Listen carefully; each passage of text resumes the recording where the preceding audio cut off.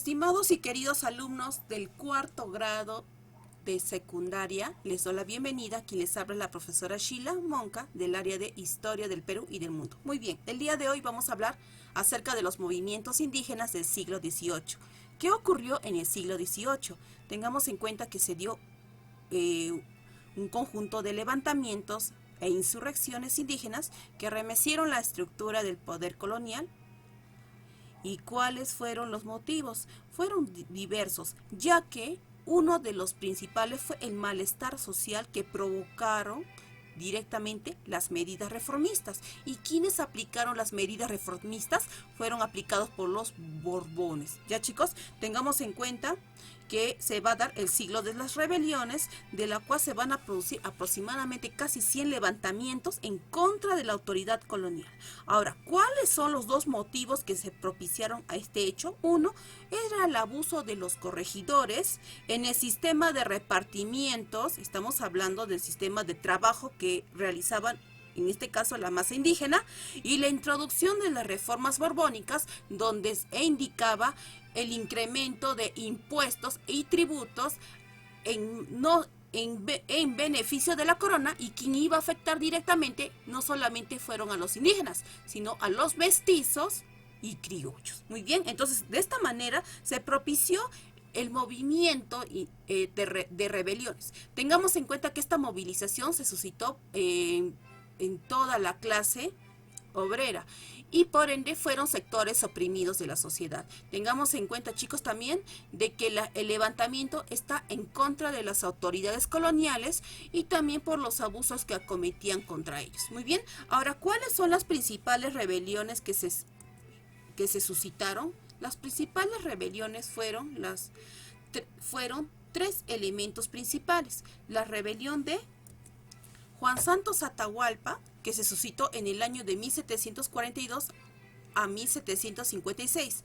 Posteriormente se va a dar la rebelión más importante de América del Sur, y estamos hablando de la rebelión de Túpac Amaru II, que se suscita en el año de 1780 hasta el año de 1781. Posteriormente se da la rebelión de Diego Túpac Amaru, primo hermano de Túpac Amaru II, que se suscita en el año de 1783, y finalmente la rebelión de Julián Apaza, considerado como Tupac Katari, que se suscitó en 1781 en la ciudad de Alto Perú, actual país de Bolivia. Muy bien, entonces tengamos en cuenta que estos elementos van a estar dirigidos para propiciar una revolución que van a implantar en contra de la metrópoli española, y que no solamente estuvo dirigidos por estos personajes, sino que pudieron recolectar gran cantidad de personas que vayan a encauzar a su favor. Muy bien, entonces vamos a iniciar con la rebelión de José Santos Atahualpa. Este personaje, como ustedes verán, tiene procedencia indígena. Él es considerado como un descendiente de Atahualpa, y por ende él lo que él instaura el objetivo principal de este personaje era buscar expulsar a los españoles y a los esclavos negros y restaurar el reino de los incas. Muy bien, ahora tengamos en cuenta que el movimiento que realizó él se dio en el año de 1742, que involucró directamente a las principales etnias indígenas, como fue en el caso de los Campas, los Shipibos, los Simiriches, los Piros y Conibos.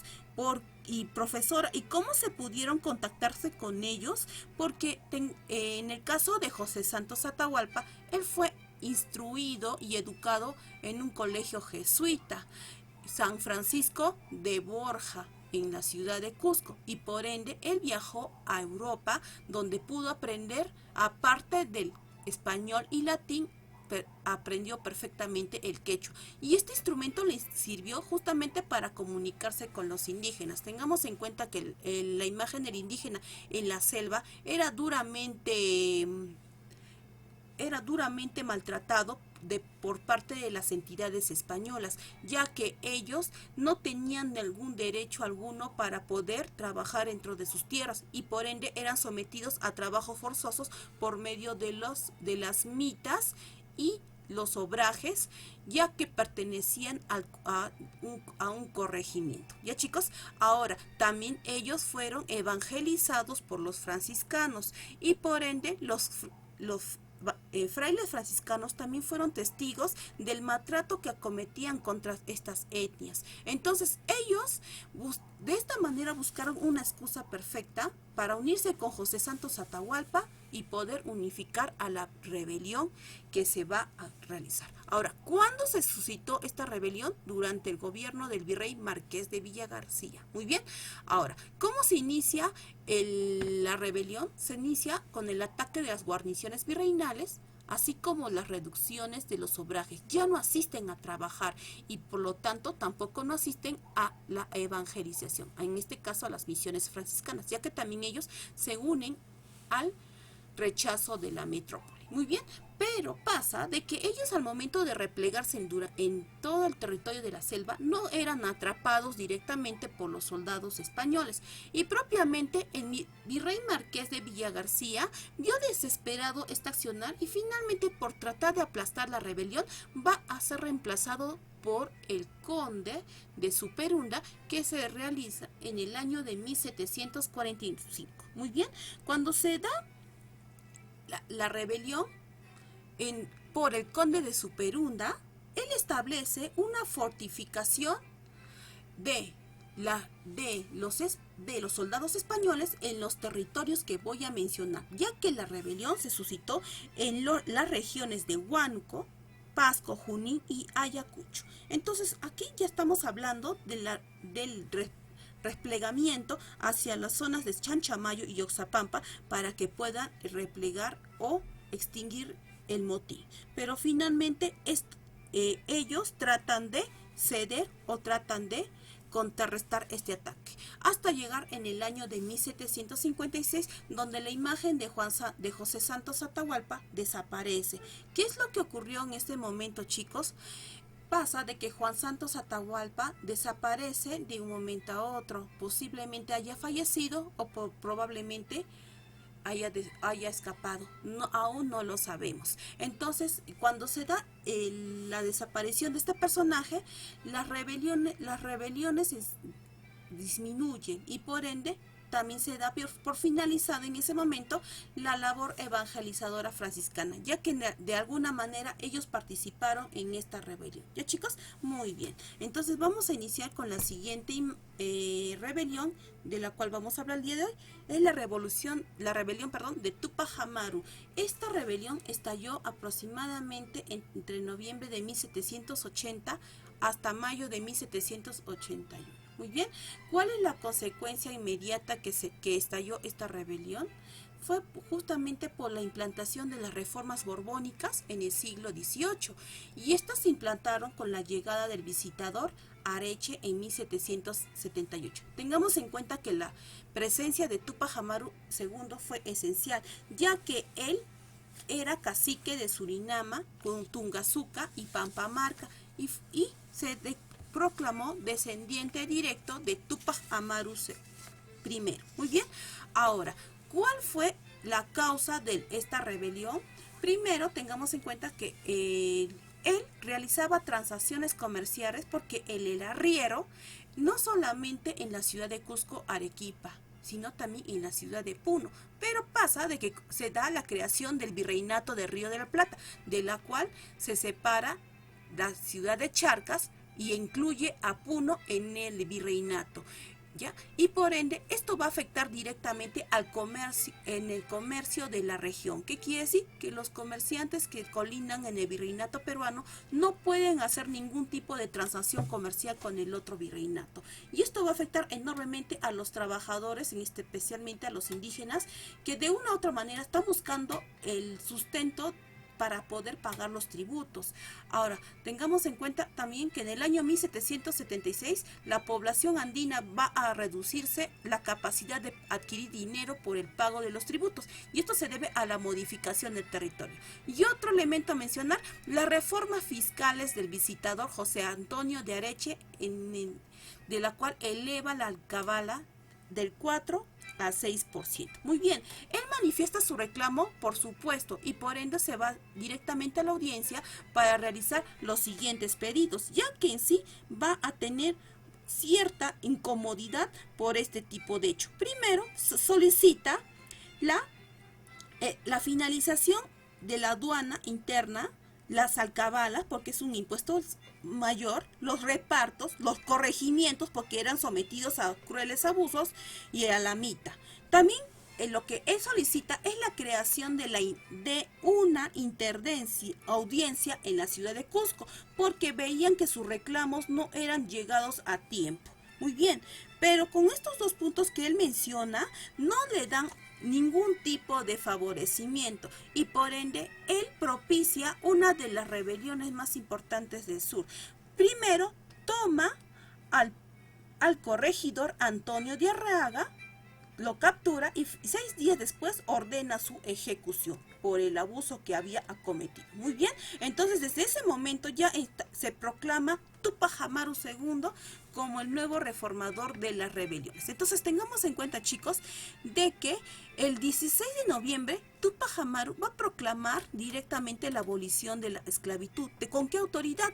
Con que la autoridad de considerarse el nuevo Inca. 2 días más tarde, o sea el 18 de noviembre, se lleva a cabo la batalla de Sangarará, que en ella las fuerzas rebeldes, en este caso la rebelión, va a derrotar al ejército realista dirigido por Tiburcio Landa. Muy bien, entonces de esta manera Túpac Amaru ya va ganando adeptos para la rebelión, pero finalmente se confía por esta batalla, y en vez de emprender el cerco y la campaña a la ciudad de Cusco para poder dar éxito a su revolución, se dirige al Alto Perú, donde lamentablemente no ha encontrado las cifras consistentes, y por ende, al momento de querer tomar la ciudad de Cusco, es finalmente derrotado en el mes de abril y capturado en Checacupe, que es la batalla de Tinta, por el ejército realista, que está encabezado por el visitador Areche y el mariscal José de la Valle. Muy bien, chicos, entonces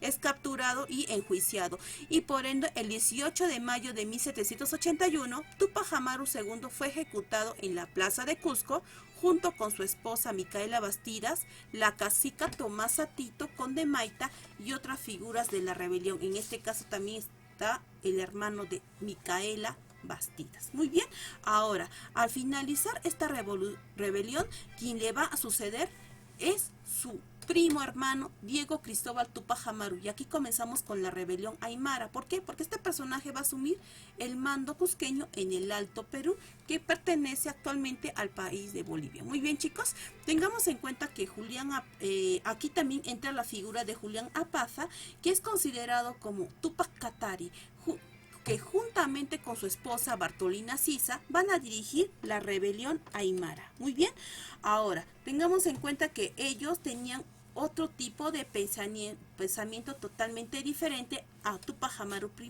¿Por qué? Porque ellos se basaban que la rebelión tenía que ser propiamente entre indígenas, más no deberían haber pertenecido los criollos y los esclavos negros. Entonces, la masa de la rebelión que acumulaban era mínima, porque solamente los indígenas participaban en este frente y los criollos no participaron en esta rebelión porque eran excluidos de ellos. ¿Ya, chicos? Entonces, chicos, tengamos en cuenta que esto se dio justamente por medio del cerco en la ciudad de La Paz, que se va a realizar en 2 oportunidades. Finalmente van a ser derrotados en 1781. Este personaje va a ser capturado y condenado a muerte y al decapitamiento el 13 de noviembre de 1781. Muy bien, entonces tengamos en cuenta de que ellos han podido ejercer su poderío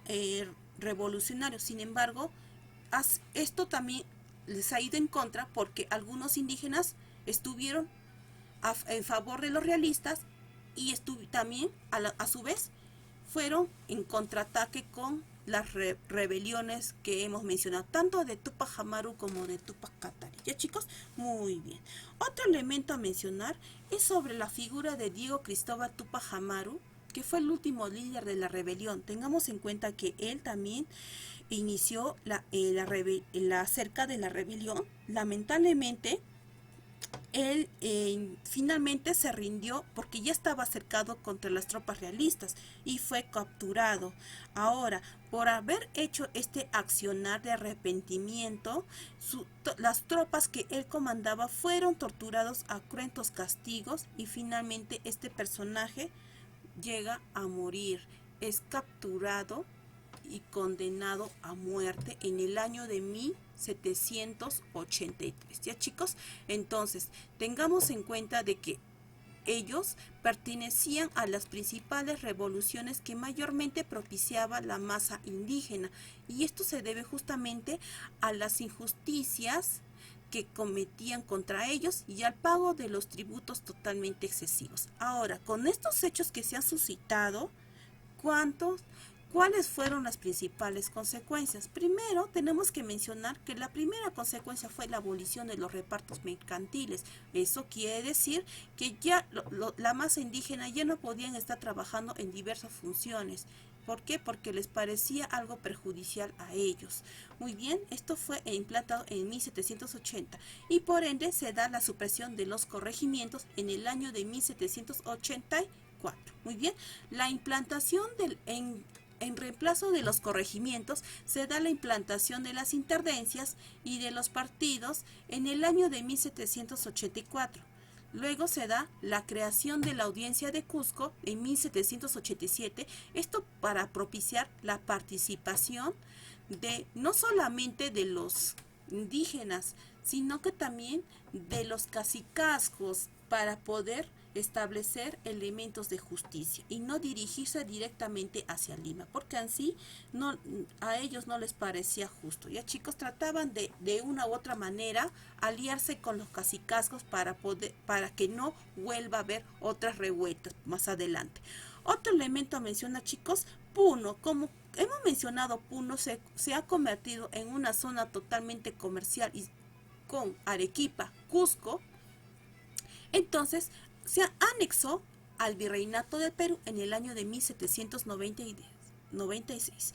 Otro elemento a mencionar es la abolición de los cacicazgos. Ya no había compra de título nobiliario para la clase de los caciques indígenas y por ende el poderío de la nobleza andina posteriormente se debilitó y por ende la masa indígena también perdió su clase dirigente. Ya, chicos, y esto se debe justamente al problema de las rebeliones, y también tengamos en cuenta que hubo un colapso demográfico porque durante las revoluciones que se han suscitado murieron aproximadamente 100.000 personas y por ende esto ocasionó justamente, chicos, un desquebrajamiento demográfico. ¿No les convenía que la gente muriese? Por supuesto que no, porque de una manera u otra perdían una parte de los tributos. Y por último, se ha prohibido la lectura de la obra Los comentarios reales de los incas, escrito por Inca Garcilaso de la Vega. ¿Por qué? Porque con este libro indica que se propiciaba a usar los símbolos nacionalistas e indígenas y que por ende esto podía permitir de que la nobleza andina pueda sublevarse o pueda pervivir el nacionalismo. Muy bien, chicos, entonces con ello hemos dado por finalizado nuestra actividad. Muy bien, no se olviden por favor conectarse a la actividad de la plataforma Zoom para tomarles la asistencia y posteriormente para darles las indicaciones posteriores. Muy bien, chicos, ahora sí nos comunicamos en la siguiente sesión.